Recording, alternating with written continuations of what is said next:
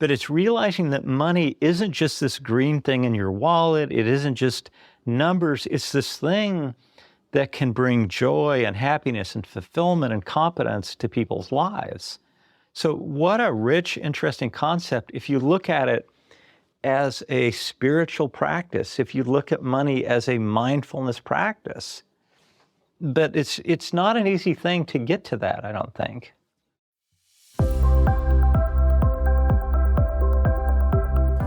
You're listening to Becoming Wildly Resilient, brought to you by University of Kentucky Human Resources, Health and Wellness. In this series, we'll explore a variety of well-being topics with experts from the university community in physical, emotional, nutritional, and financial health. Join us, and together we'll discover how we can thrive at work, home, and beyond.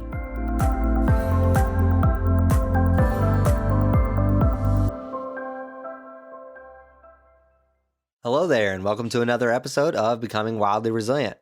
I'm your host, Jacob Hester, and I'm glad you're tuning in. If you've been wondering where the April episode was, well, here it is. I had some scheduling conflicts that delayed production and then had a bout of laryngitis, which I'm sure you can still hear a little bit of. So I appreciate you sticking with me.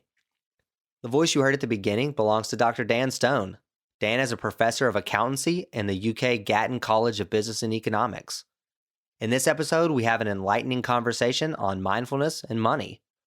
Dan has a wealth of knowledge to share on both subjects and even brings the two together in our chat. Some of what you'll learn includes what mindfulness is and ways you can incorporate it into your daily life, why looking back 250,000 years can help us move forward, and how mindfulness can enhance our financial wellness. Dan also shares advice to someone nearing the end of their career and leads us through a 2-minute loving kindness meditation toward the end. Before you get into the episode, I'd appreciate it if you hit the follow button in your favorite podcast app so that you can keep following along. I continue to do this because you take the time to listen each month. I also want this podcast to continue to add value to our community, so I welcome any feedback or suggestions for topics or guests. And without further ado, here's my conversation with Dr. Dan Stone. Welcome, Dr. Stone. I'm glad to have you on the show. Delighted to be here. Thanks for asking me. So can you first just tell our listeners a little about yourself, particularly outside of work? For example, maybe what you find joy in or what you do for self-care. Sure. So I meditate every day. I do some form of meditation every day. I do yoga several times a week. I volunteer in habitat restoration. Pickleball is critical to mental health, in my opinion. Reading, gardening, all of those things are things that I do to feel whole and joy and engaged. I love that you included pickleball. That's one of those really fast exploding sports. And you mentioned ahead of our interview that you were a faculty sponsor for that as well. So really interesting. I actually have never played, but I've texted a few of my friends like, hey, you guys want to get into pickleball? It was a group I used to play tennis with back in college, 10, 15 years ago. And I was like, hey, we should look into pickleball. It seems like it'd be fun. Yeah, definitely true. Yeah. So I have a feature that I like to do in kind of this part as well, where I have a set of table topics, and I just pull one at random usually, and we both answer it. So neither one of us know the question ahead of time. So we'll see what we get here. Okay. If you could give all human beings one virtue, which would you choose? You or me? I'm going to let you go first. That's a hard one. If I could give all human beings one virtue, what would I choose? I think it's kind of easy. I think it's kind of easy to answer that. Because I guess I know that if I could give myself one virtue, I know what that would be. And that would be kindness. Yeah, because I don't always act as kindly as I would hope. And, same thing for humanity. Okay, your turn. Yeah, I actually was leaning in that direction as well. For sake of a different answer, I think I'll say honesty.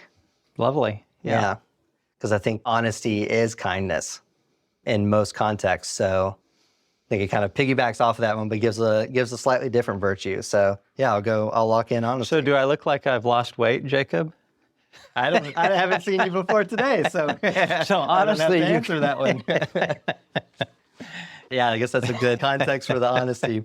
I guess that's where I put the little asterisk on there and said, in most contexts, honesty is With a great. footnote. Yeah, a Yeah. little footnote in there. But how about the work that you do here at UK? What do you primarily research and teach?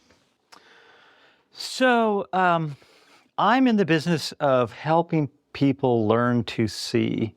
And so I've taught introduction to research for many years, and that's really learning to see the world in a different way. I teach data visualization, and data visualization is literally about learning to see in a different way. I teach mindfulness, and mindfulness is about learning to pay attention, right? And so kind of the theme is seeing that which you might not have seen before, noticing perhaps for the first time, paying attention. Yeah. Yeah, that's kind of an interesting way to think about mindfulness and kind of a unique definition, so to speak, that we haven't really heard yet. So that was actually going to be a question that I was going to ask you. And knowing that mindfulness was kind of an area of interest for you and an area of practice and an area as a teacher and research as well, how you would define that. So I think that's really interesting to me to kind of think about it in those terms and think about it beyond just sort of the awareness piece and thinking about it as like noticing things you may not have seen before. And you've already kind of talked about a unique application potentially for that in something like data visualization. So that's really cool. And I think we'll kind of dive into that as we get through the episode as well. So we've already kind of started the process there of bringing those two areas of a concept like mindfulness into your work. So I want to dive into them individually just a little bit and then bring those two together and kind of talk about how they might be related, again, with the work that you've done in the past as well. So I guess, how did you really get into mindfulness from the start? So I grew up and would have been diagnosed as clinically depressed, right? And one path that was available to me at that point was my mother was very interested in meditation. And so I ended up going to these camps where we would do meditation and yoga.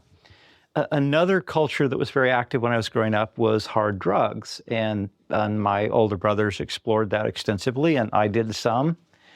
And it turns out that the meditation yoga is a lot healthier than the hard drugs, the illegal street drugs, right? And so I stayed with that my whole life. And anxiety and depression has been something I've dealt with my entire life.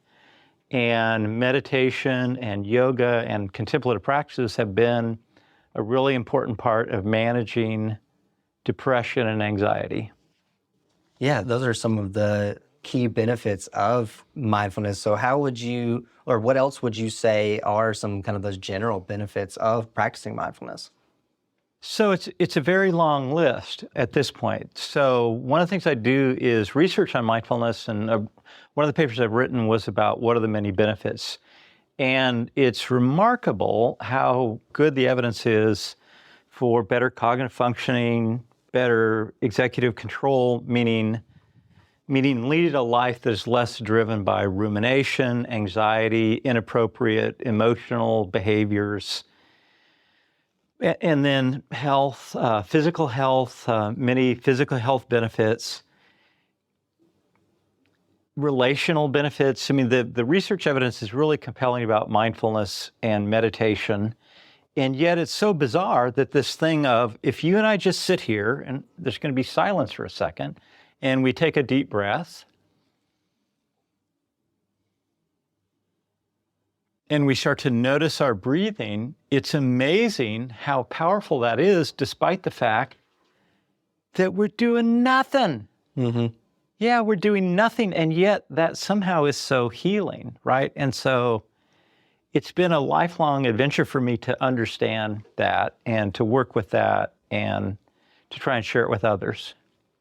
Yeah, it's interesting. The nothing is inherently something when you get down to it.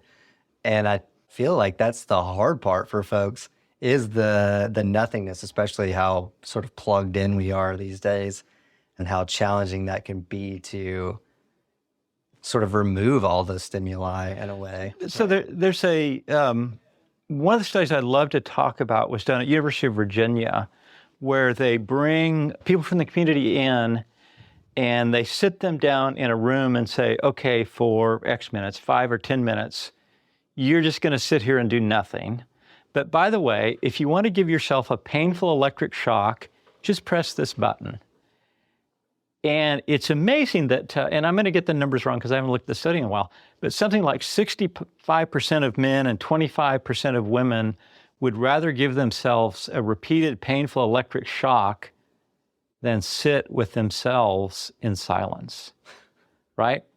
That's how aversive it, and that's why mindfulness is training the brain to learn what it meant to be human 250,000 years ago, because we didn't have iPhones, we didn't have Androids, we didn't have Netflix, we didn't have computer screens, we had real life, right?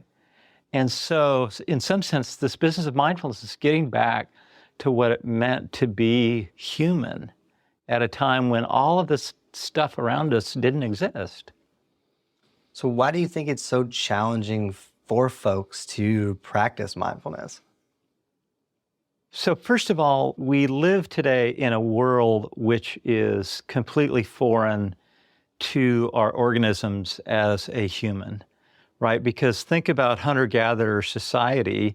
You had maybe 25, 30 people you lived around, you stayed within a few miles of home unless you were migrating to food sources. You survived because you didn't get eaten, because you found things to eat, because you connected with other people. So that's very different than my job now, which is teaching people to use computers and technology and screens and in some sense not be present to the natural world. So we are strangers in a strange land, right? To use Heinlein's book title. We were not made for this environment. And think about what crack cocaine does to the brain, right? It is an immediate shot to the brain. And these devices, which I'm holding up now, an iPhone, are the electronic equivalent of that. So we have forgotten, in some sense, what it means to be human. And mindfulness, yoga, being present in nature is remembering what it means to be human, to be fully human.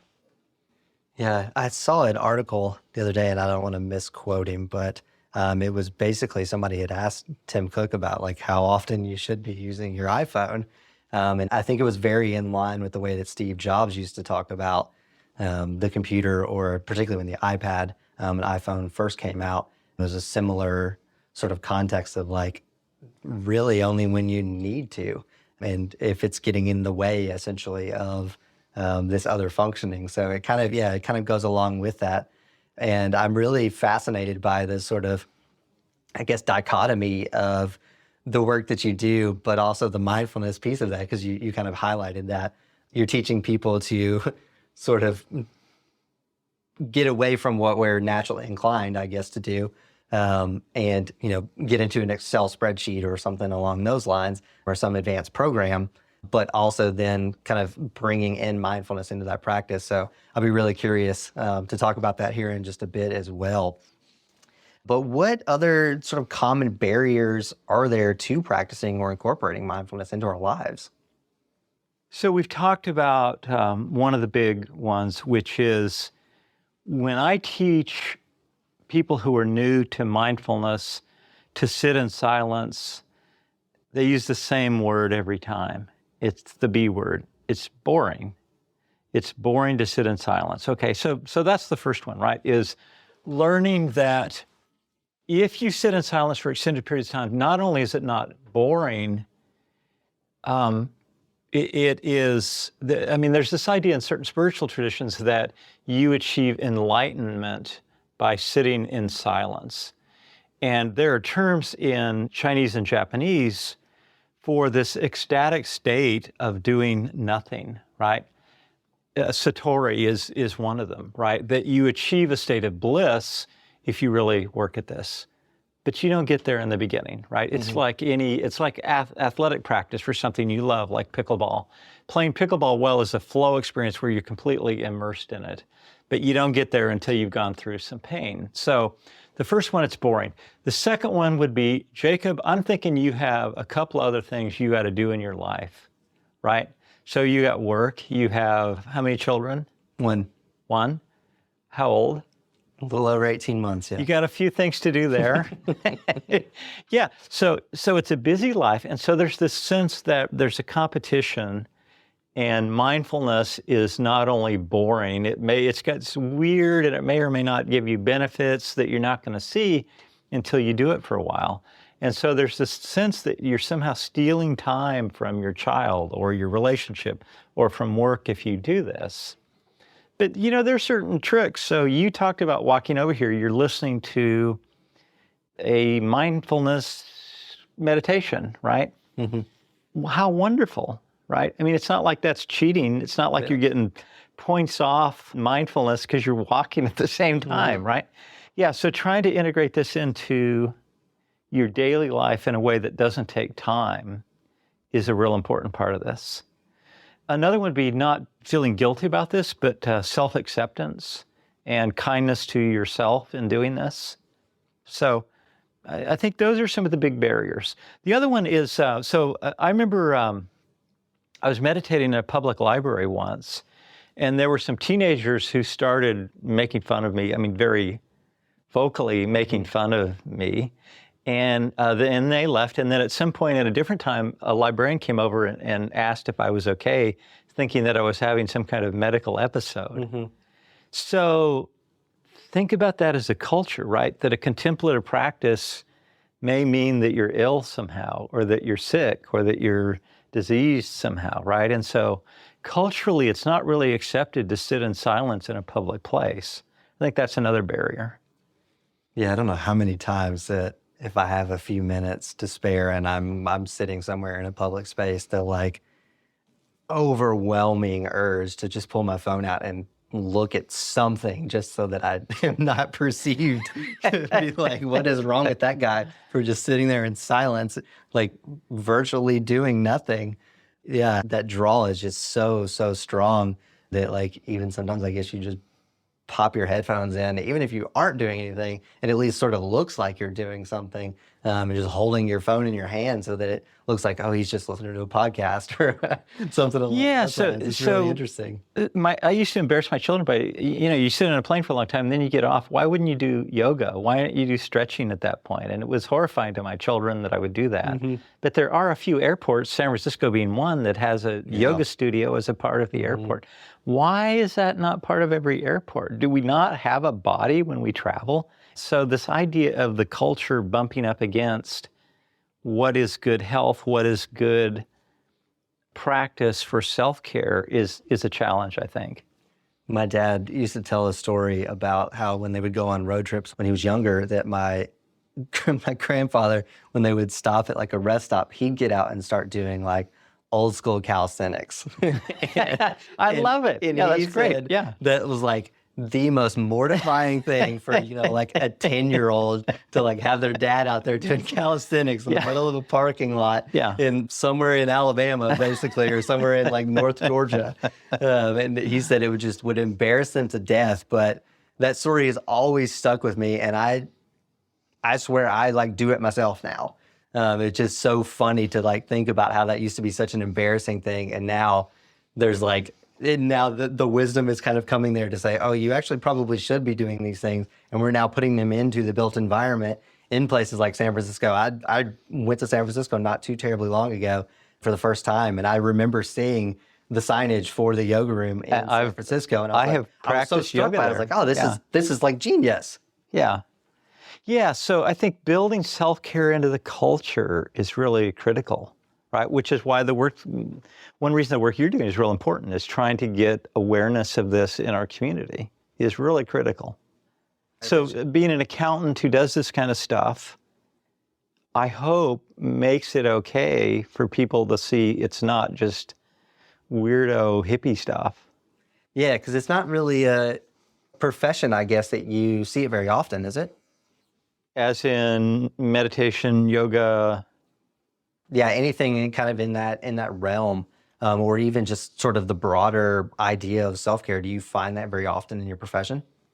So what I would say is historically no, but everybody, including accounting firms and businesses, are waking up to the importance of self-care and wellness as a part of building a reliable, functioning workforce.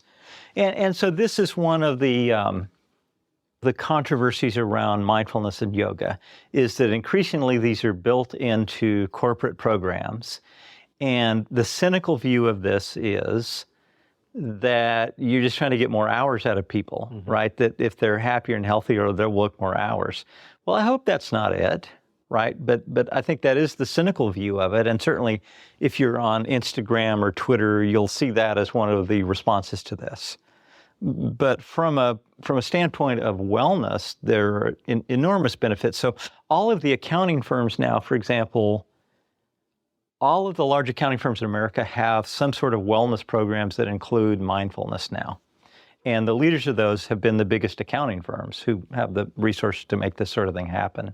Interesting. And that was actually some of the research that we did was studying what programs are available in accounting firms in the U.S.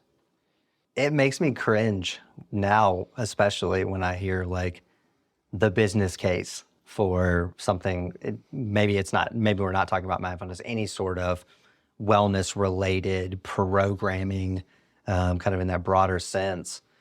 It's certainly, we've gotten to the point now, I think, where there's plenty of enough research that like the human case for providing these resources for folks outshines the quote unquote business case, which the business case will always sort of follow that if you do it.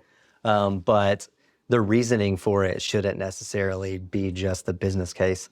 And I think that narrative is shifting quite a bit in the landscape of the work that I do too. And just hearing how, other HR folks are talking about it, or, other leaders at other organizations or within our own organization for that matter. It's really neat to see that shift kind of occur. And you kind of mentioned sort of building it into the culture. That's when we start to actually see that shift, because people recognize when things are authentic, or when that it's there for the right reasons, and it's not a performative act, so to speak. Yeah, good. Well said. So how has your work in mindfulness informed your work as a professor and researcher? Well, to be blunt, I don't think I could have become a professor. I don't think I would have been anywhere near as effective or productive as a researcher without making these self-care activities a daily part of my life, right? Because again, depression and anxiety to this day are something that I have to actively manage. And so to come in every day and be productive and to deal with the demands of students and service and teaching and research, I just couldn't have done it, right? So it was an essential part of my daily routine to do these sorts of things. And when people or events or activities would drive me crazy, there had to be this period where I would step aside and reflect and gather myself and then come back, right? Because it's a stressful job.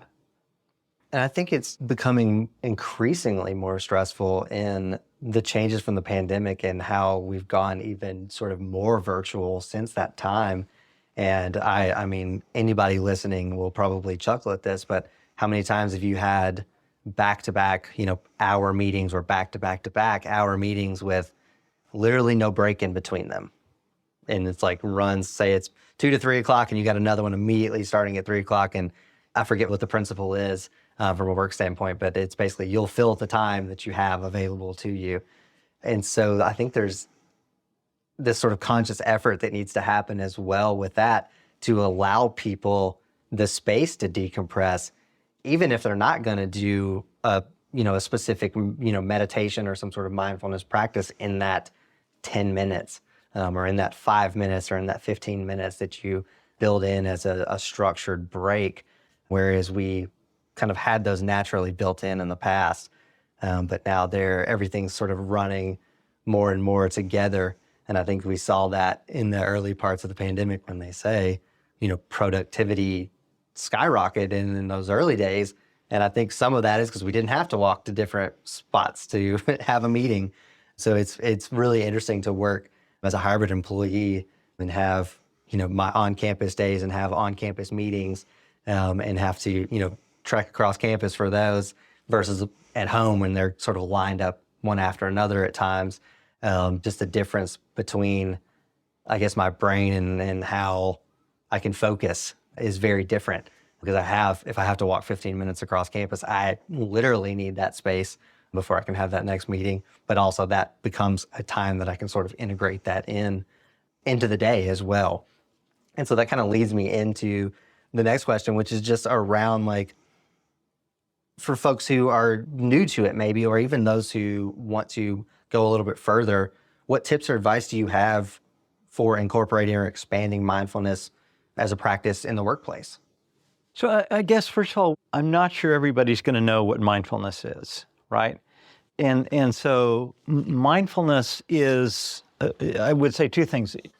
It is a mental state and it is a set of practices, right? And so in practicing mindfulness, I become curious about whatever's going on. And oftentimes that's going to be curiosity, for example, and there's going to be a silence here about my breath. So noticing the quality of my breath. The second thing as a part of mindfulness is acceptance. And so if I'm going to commit to a mindfulness practice of some sort, I am committing to accepting whatever comes up during that time. And so it is, I'm going to do this, and if I think of this thing that I need to do while I'm doing a mindfulness practice, I'm going to let that thought go, right? I'm just going to accept it. And the third one is non-judgment, which is the idea that I'm going to engage in this practice. And in order to be curious, it can't be, I'm so annoyed I have that pain in my knee again. I thought I had that fixed, right? So if I sort of noticing myself going down that train of thought, or noticing myself going down to an annoying colleague that's bothering me, noticing it and letting go of it, right? So I think the first thing is being aware that this is a state of mind that you can evoke with a little bit of practice and training at any point. Another one would be, we know that getting outside, and we're recording this at a time which is beautiful to be outside, right? Mm-hmm. And so simply getting outside and noticing the bees and the scents and the air on your skin is an amazing mindfulness practice that anybody can do, right? And as long as you're not chained to your computer all day long, as long as you can get those 10 or 15 minutes between those meetings, get outside, right? Because it is a powerful stress reliever, and it's kind of a natural mindfulness practice, right? So that would be another one. And then if you really want to develop a practice, get help. So we were talking earlier about Headspace. I use Insight. There are apps for this sort of thing. There are podcasts for this sort of thing, including this one. But there are amazing resources all around, including at UK at the Counseling Center and with the Koru classes that you can engage with. So get a community, get some help to help you get started with this. Yeah, it was really interesting. I haven't done very many walking meditations, and I knew I try to do one before anytime I do an interview, just so I'm a little bit more in the moment. Yeah, good. And this one, as I was traveling over to your office, I was like, oh, I'll kind of make it a dual purpose here. And so I looked up a walking meditation, and it was just so shockingly simple. The prompts weren't anything super profound. It was literally like, notice everything that's red, notice everything that's blue. Now notice everything that's green. Notice your breathing pattern. It was literally just like very simple things that can kind of bring you into that moment. And I realized, halfway into it by that point, I'm halfway over here. At that point, I was kind of in a different state. I was not, even though I was focusing on specific things, there was a lot more sort of I guess, space, if that makes sense, as I was Yes. walking. Yeah, so welcome back to being human, right? Think about what it meant to be human 250,000 years ago. That's what it meant to be human. You're outside. If you were inside, it was going to be in a cave or some other natural shelter, right? There isn't drywall yet. There aren't houses yet. You're outside. You're walking. If you're not noticing where you're going, you may be eaten. If you're not noticing what you're coming across, you may miss the fact that there's now food that's going to help you to survive that's only become available in recent weeks because the seasons are changing. Yeah, so being alive meant paying attention outside. That's what it meant to be human. We've lost much of that, right? So children these days now can recognize something like 1,000 corporate brands and something like 6 to 8 plants. Wow, that's a problem. That's a problem.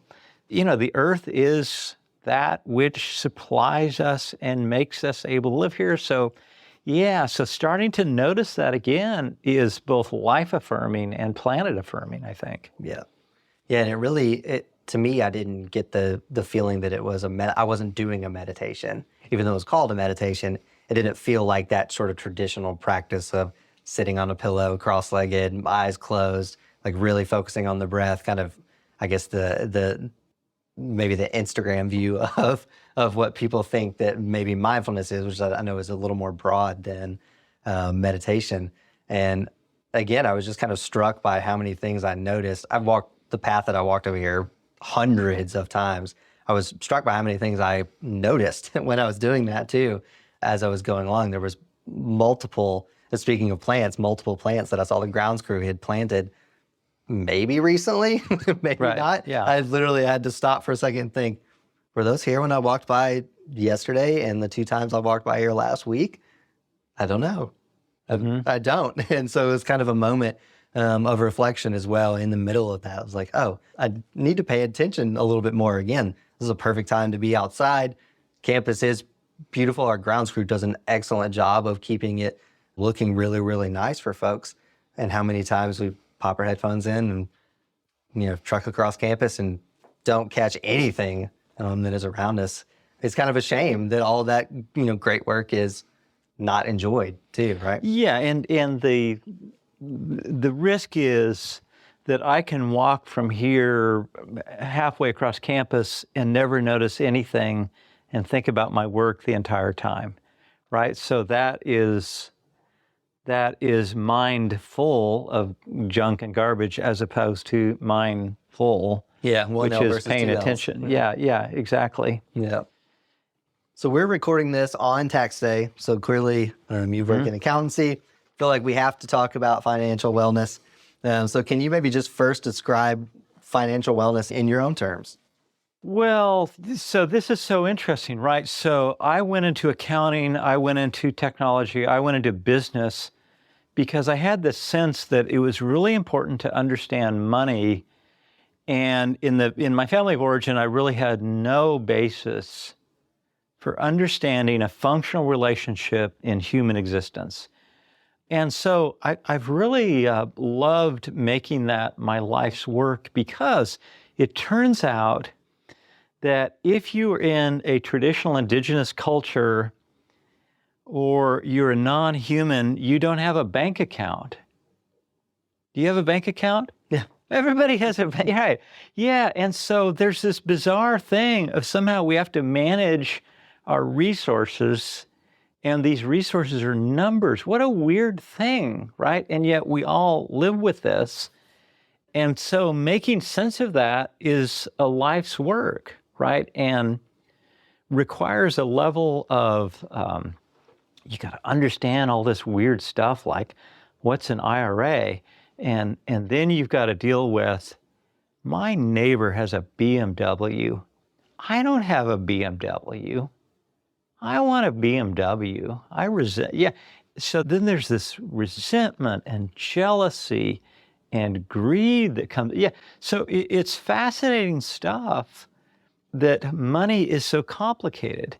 And coming to peace, I think, around money and financial wellness is having a vision of what it means to see money as something that can be a greater good, right? And so some people in business do things that are amazing and wonderful and create a greater good.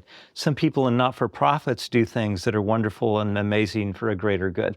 But it's realizing that money isn't just this green thing in your wallet. It isn't just numbers. It's this thing that can bring joy and happiness and fulfillment and competence to people's lives. So what a rich, interesting concept if you look at it as a spiritual practice, if you look at money as a mindfulness practice. But it's not an easy thing to get to that, I don't think. Yeah, that's another kind of breaking the sort of societal mold of how we think about money and things, and how we could actually use them, as a mindfulness practice, or maybe how it enriches our lives, and the sort of transactional nature that always sort of comes with money, right? Or the haves and the have-nots, and I guess some of the societal ills of current and past times, even, and how that looks, right? Yes. Yeah. So you kind of touched on it a little bit. How does financial wellness factor into the other dimensions of our individual wellness or kind of our overall well-being? So, it's very hard to get serious about your meditation practice if you're in poverty. Mm-hmm. Yeah, I remember visiting places, for example, in Indonesia, where the poverty was unimaginable. And so sort of the baseline, I think, of financial wellness is trying to be caring and kind and aware of and attentive to not enough, those who really are living in poverty, right? Some of whom are even around us, right? And committing to thinking of money as something beyond just something to go to Walmart and buy something fun, right? Thinking of it as a transcendent force in the world. And that's honestly, that's one reason I'm in the business school, is trying to get to think beyond money as you mentioned it, as being transactional. So one project that I've had students work on this last year was, what does Shaker Village do? What do they contribute to the community? What's their financial status? What's their financial situation? Trying to think of a not-for-profit as also a financial entity, right? Because many of the students enjoy Shaker Village. By the way, if you're listening to this and you've never been to Shaker Village, you need to go. Yeah, so thinking of not-for-profits as something that is also a financial entity, right? Yeah, and you can't do the good work without a certain, basis, or to be in the black versus the red, right? Yeah, and so the dark side of this is, if you are in the business I'm in, if you work with financial fraud, if you work with information security, information technology, your life is filled with stories of people who have stolen money from not-for-profits. So it's a wonderful organization, Big Brothers Big Sisters, about 10 years or so ago. They had an employee that stole several $100,000 from them. What a nightmare, right? And sort of bumps up against this thing of greed and avarice versus the greater community good and that tension. But is there anything more fascinating than stories like that, where you've got an organization that's doing wonderful things for kids, and then somebody steals $300,000 from them? What the heck's that about? Yeah, it kind of makes you think too, like the earlier intervention with that sort of broader concept of mindfulness and kind of that awareness of where you are, what you have, what matters, those types of things. I guess from the greed standpoint, maybe, of like being able to use that awareness of mindfulness to understand all of the other good things around you that may not cost money. And you may not need to seek more to fill whatever this maybe void that you feel like you need to fill, right? Yeah, so I think it's two things. One of them is what you just talked about, that vision, or in Hawaii they would say the aloha, the gift, the community sharing, the welcoming, right? It's developing that in mindfulness of a gratitude practice. What am I grateful for? What do I want to contribute to? But I think it's also, so Carl Jung talks about the shadow self, And the shadow self is that part of myself that I want to deny and repress. And so it's that thing that says my neighbor's got and by the way, my neighbor does not have a BMW, but my neighbor has a BMW. I want the BMW. I'm going to steal the BMW. It's recognizing that that's a shadow piece of myself. Yes, it's part of me. I want to be aware of it and I want to not act on it, right? Those parts of myself that I am ashamed of, that are unhelpful, that are criminal, that are destructive, I got to be aware of those. I've got to see them. And part of mindfulness practice is getting those out in front of you so that you see them. It's very hard. So, people make fun of this, but don't knock it unless you've actually done it. If you go to a meditation retreat and spend a week on a meditation cushion, it's very hard to come away from that without spending a lot of time seeing those sides of yourself that aren't particularly pleasant or happy, right? I mean, you're gonna get angry. You're gonna get frustrated. You're gonna get unhappy about something. You're gonna see all of these sides of yourself come up. And all you can do is sit with them and be present with them and recognize that they're part of you. And they tend to wither away from that, right? So this thing of intensive meditation, very few people are going to do it. But I have to say, it's wonderfully healing. And for those who choose that path, it's a wonderful path. Yeah, I think that draws me back to some of the barriers as well, and one we may not have really touched on, but that can be really scary to sit with shining a light into your particular dark spaces as well. It's easier to take a light and shine it on someone else's dark spaces, but to do it to yourself is pretty challenging, and it can, bring up a lot of feelings for folks, I think. And I could see that it being a barrier, especially as you get further and further into it and you kind of get a touch of that. That is absolutely true. Every meditation retreat I ever went on that was more than 3 or 4 days, there would be a period where I would be crying, where I would have some uncontrolled emotion would come up. Sometimes I could tell you what it was about. Sometimes I think it was just because it's really physically and mentally taxing to sit and do meditation all day long, right? Yeah, but that is some of the value of this stuff. That is why it can be helpful to do it with a meditation teacher who has learned about this. For people who have certain mental illnesses, meditation can be very valuable, but you're going to want to work with a therapist who is trained in, for example, schizophrenia, psychosis. Those would be indicators of meditation may be beneficial, but you're going to want to work with a therapist who knows that you're going to be getting into this space potentially. Scary stuff, if you do meditation, is going to come up. Welcome to the real you. Mm-hmm. It's not all pretty. It's not all happy. So stuff's going to come up. You're going to remember things that aren't necessarily pleasant. And learning to be present with those builds, I think, a maturity that you don't get unless you learn to be present with those. Mm-hmm. We touched on a little bit about that sort of financial insecurity, and I think that's a real reality for a lot of folks right now. And if it's not, it's a fear for a lot of folks right now with all the, the news around the economy and where things might be headed and the downturn and inflation and all of these, again, sort of scary terms for folks. So what tips or advice do you have for listeners who may be facing that reality or, again, kind of staring at it, whether it shows up or not? Yeah, so I think the first thing to mention here is the amazing resources that if you have a UK connection, you have. So students, there's an Office of Financial Wellness that can help. UK does an amazing job for faculty and staff helping with financial education, financial issues. I'm a CPA, and I've taken advantage of many of those resources. Getting help.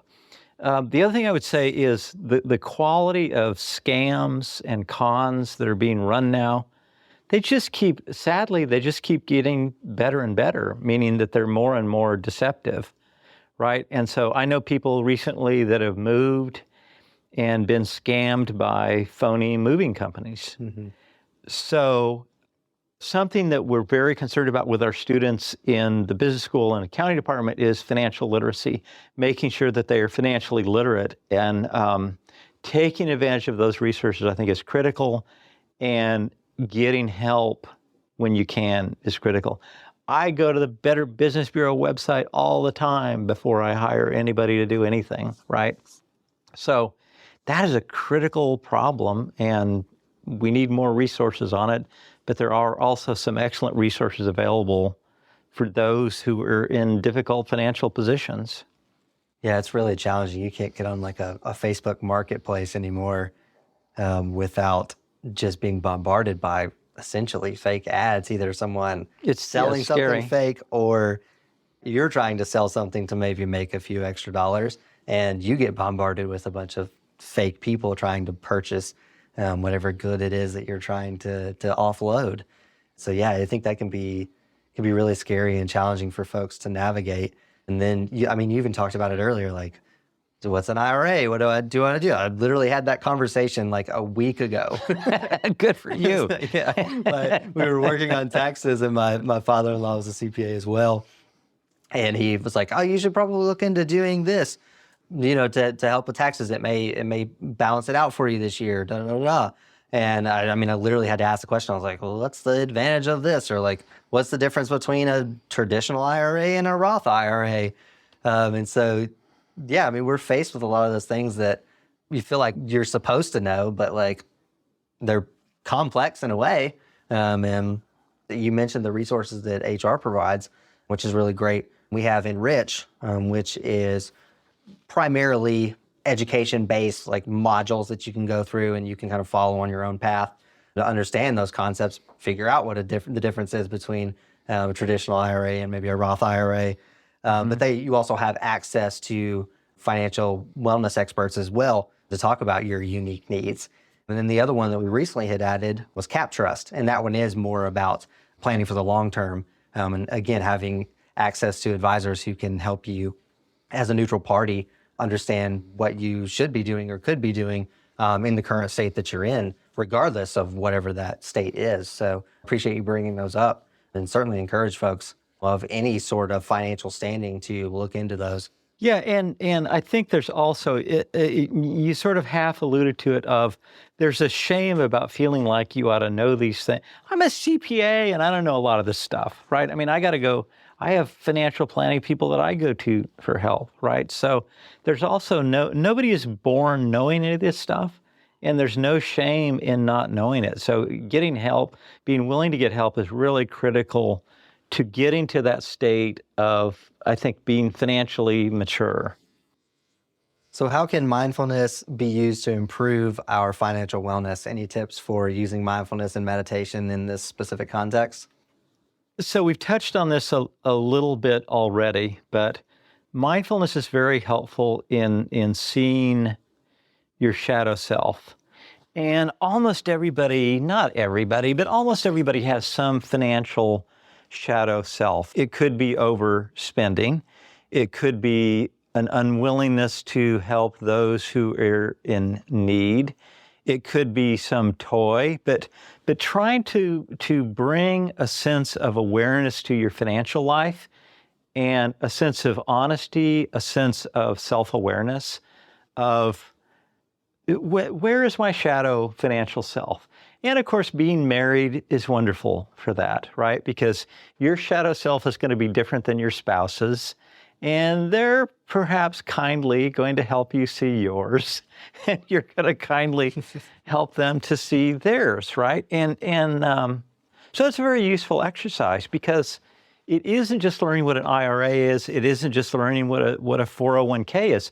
It's also doing the emotional work to see through all these fronts you throw up, and what may be blocking you from reaching your life goals and having your finances support those life goals, which is a very sad thing, right?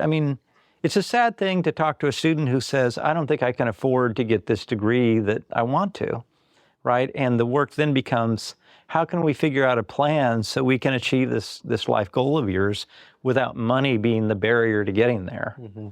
Yeah, it kind of sounds to me in a broad sense, it's like adding emotion to numbers.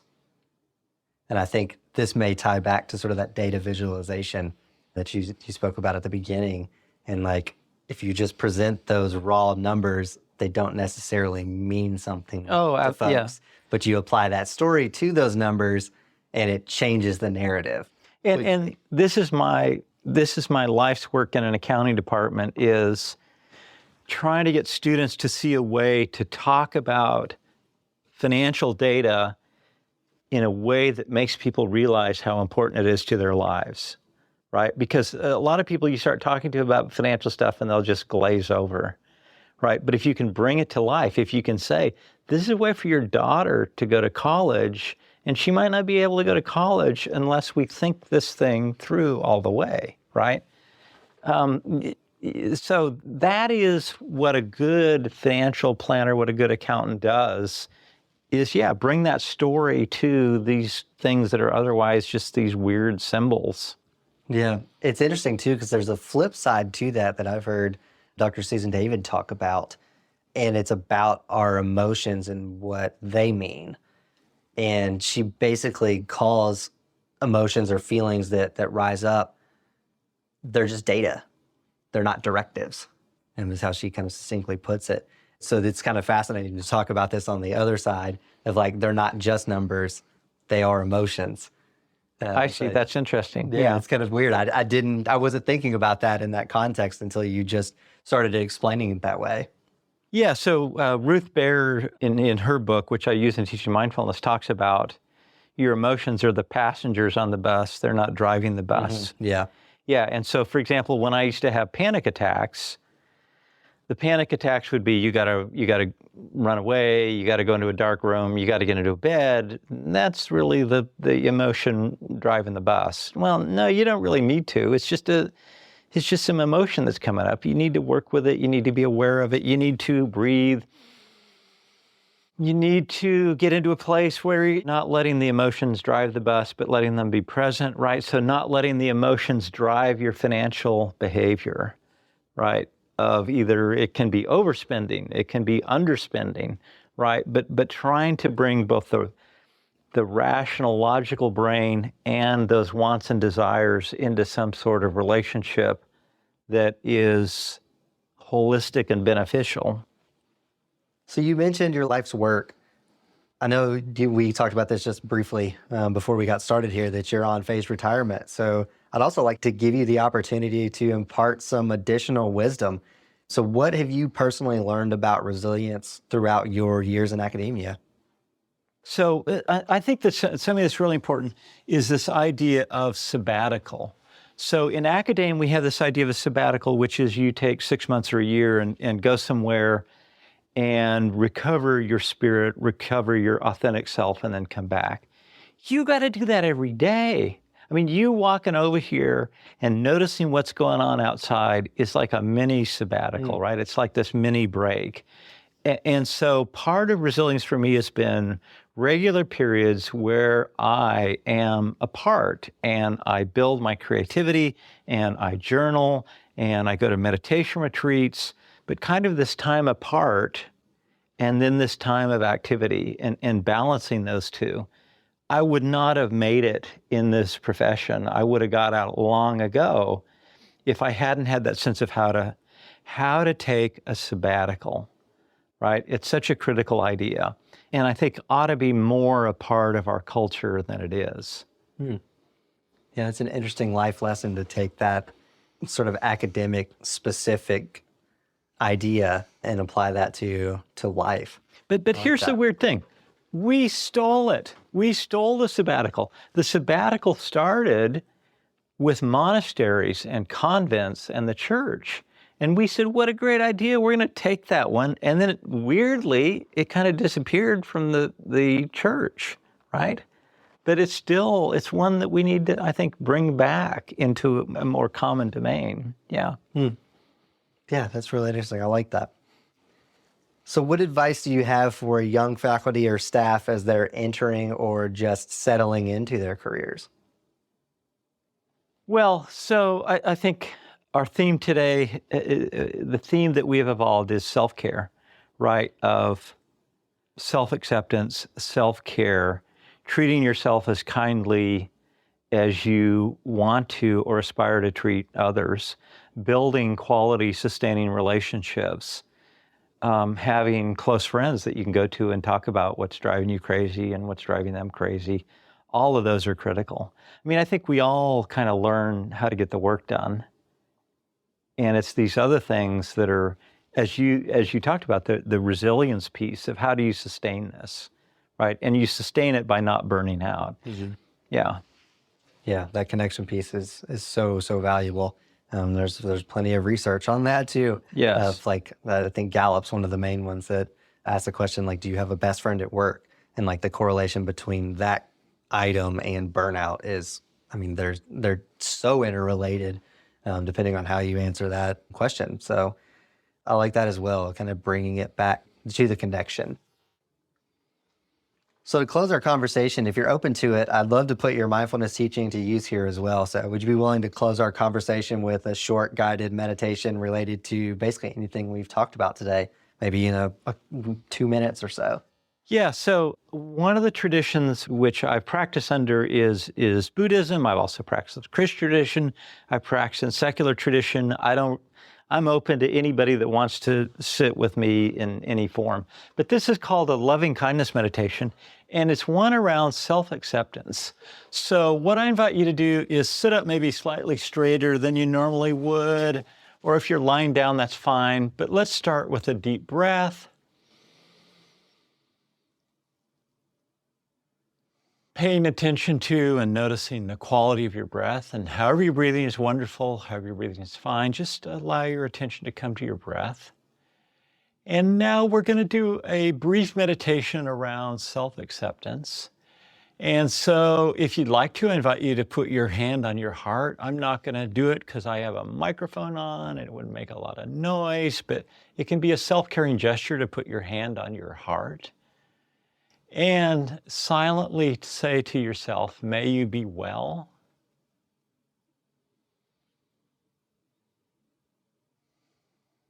May you be kind to yourself.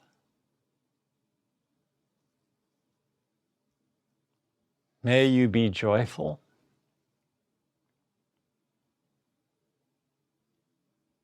May you be safe and at ease. And oftentimes when we do this, we integrate these with the breath. And so with each breath in, we might say, may you be well. With the out breath, may you be kind to yourself. May you be joyful.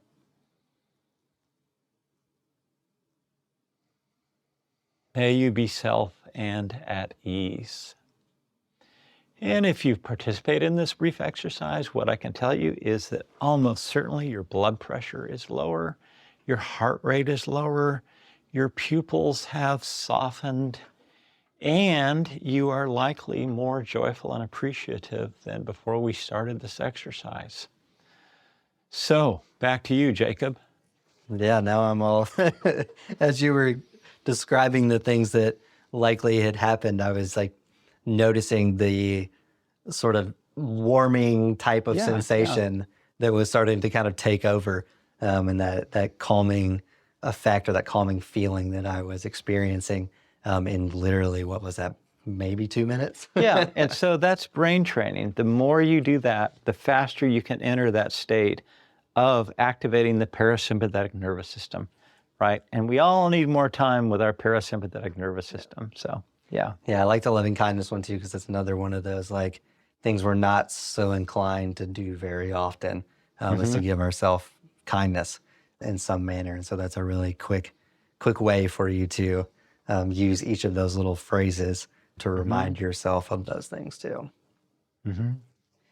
So in addition to some of the resources we've already mentioned, where can listeners find support at UK or in kind of the surrounding community? So in the UK community, the Koru classes are wonderful. I'm a Koru teacher, but I was doing this 30 years before I ever heard about Koru. That's one great one. If you're in a church or a temple or a synagogue or something like that, it's very likely that there will be some sort of contemplative practice available there also. So try to find a community. And if you can't find one, send me an email or call me and we'll find one together. Yeah, you've got a library right behind you that I imagine have a few books on there that folks might be interested in learning about. Yes, indeed. Well. Yeah. And so we also have our Wildly Resilient music playlist that we've been doing for quite a while now. So I give each guest an opportunity, and listeners as well, to contribute to that as kind of a way to bring community to a very sort of one-sided medium. And so you can find that Wildly Resilient music playlist on Spotify, Apple Music, and YouTube Music. I'll link it in the show notes. But what song would you add that brings about a sense of resilience in your life? Okay, so I don't know if I can do just one, but you can edit it down if I can only do just one. So name that tune. To everything, turn, turn, turn. There is a season, turn, turn, turn. So, you know the tune? Yeah, the name is going to escape me. And well, I said the name of the song several times. So yeah. But is that Mamas and the Papas, right? The Birds. The Birds. Oh, that was my first inclination, and I knew Birds. I was going to mess it up. I had between the two, and I went with well, the that's my generation, not it yours. makes me. It always reminds me of Forrest Gump. I believe it's on that soundtrack. And every time I hear that song, I think about that movie. Yeah, but this idea, I mean, the important thing to me in that is this idea of, I talked about contemplative practice, I talked about sabbatical, I talked about downtime, right? Allowing that to be part of your life, right? Just allowing that to be part of your experience, I think is important. The other thing I would say is Samuel Barber's Adagio, the second movement of the string quartet, is just so moving, and every time I listen to it, I feel moved and saddened. So that's the Molo or Molto Adagio, second movement of that, is really hauntingly beautiful. That's good.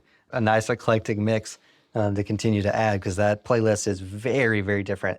That's only the second classical contribution, I think. Oh, that's interesting. Yeah, and there's not been a whole lot of like quote unquote classic rock either on there. So again, kind of continuing to expand that, but it literally runs pretty wide gamut of music, and it's been one of my favorite features of the podcast since we started doing this, is to really hear people's song choices. And I'm not even sure that I've asked anyone yet to explain why they've chosen it, but everyone seems to kind of offer that up as they do. Well, that's interesting. And there's a few folks that have been like, "Oh, don't judge me for putting this on here," or whatever. And there's never been a single bit of judgment, because they're all so unique to you.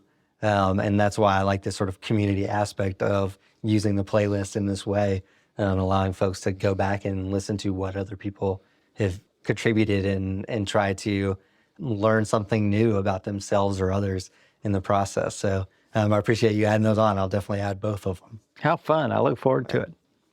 All right. Last word. What's the one message you want to leave listeners with? The message I want to leave listeners with is an important part of our life's work is to learn to be human again, because I really believe that we have, in many ways, forgotten what it means to be human. And that requires going back about 250,000 years and thinking about what it meant to live closer to the earth. I like that. Learn to be human again. That's great.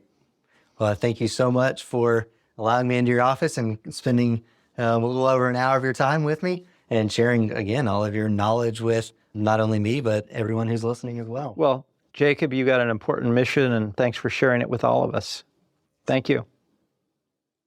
And now it's time for my wrap up. I want to thank Dr. Stone again for speaking openly about his story and for also sharing some of his wisdom gained throughout the years. I love his suggestion for applying the idea of a sabbatical to your daily life. It's such an interesting idea and one that will definitely stick with me. So I encourage you to identify what your mini sabbaticals could look like. As we alluded, mindfulness and mini sabbaticals aren't cure-alls though, but they are useful coping tools for us to explore, and they complement broader strategies aimed at root issues. In addition to the resources we mentioned throughout our conversation, including Koru, Enrich, and CapTrust, I'd like to highlight a couple more financial wellness or mindfulness resources available to UK employees. First, our friends over in the Staff Senate offer the Crisis Fund, which stands for Crisis Relief in Situations Involving Staff and Faculty.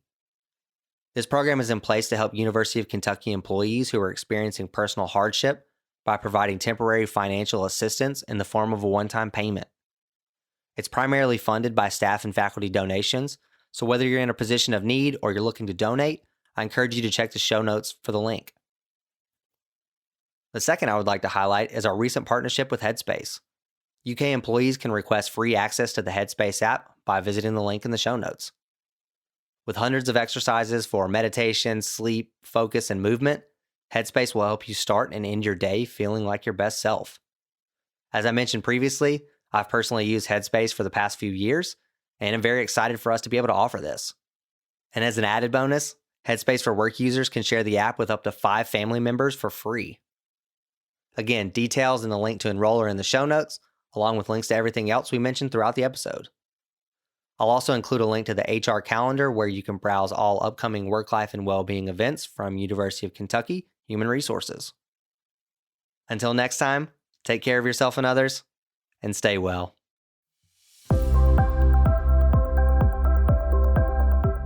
Thanks for listening to Becoming Wildly Resilient, a podcast series from University of Kentucky Human Resources, Health and Wellness. The UK HR Health and Wellness team, consisting of certified health coaches, fitness experts, registered dietitians, and wellness specialists, offer a wide range of online and in-person programming to University of Kentucky employees, retirees, and their spouses. If you enjoyed this episode, you can listen and subscribe to future episodes wherever you find your podcasts. Connect with us on Facebook, Twitter, and Instagram by searching @UKY Wellness. There, you'll find links to episode show notes and more.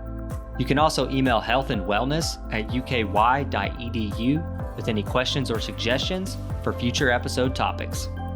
To learn more about well-being benefits offered by University of Kentucky Human Resources, visit www.uky.edu/HR/wellbeing. Live well.